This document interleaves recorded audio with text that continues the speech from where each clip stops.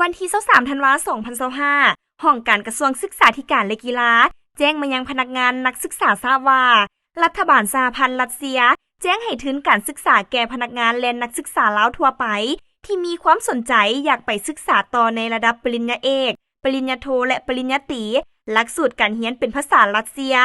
สำหรับสาขาวิชาเรียนแม้นสามารถพัวพันน้ำศูนย์วิทยาศาสตร์และวัฒนธรรมรัสเซียซึ่งมีรายละเอียดคือ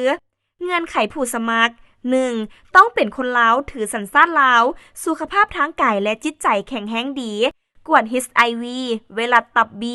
C เอ็กซเรย์ปอดและโรคผิวหนัง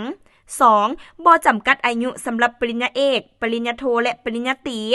3. สำเนาใบประกาศนียบัตรและคะแนนจบระดับสูงสุดหรือใบยั่งยืนกำลังเรียนจบก็สามารถสมัครได้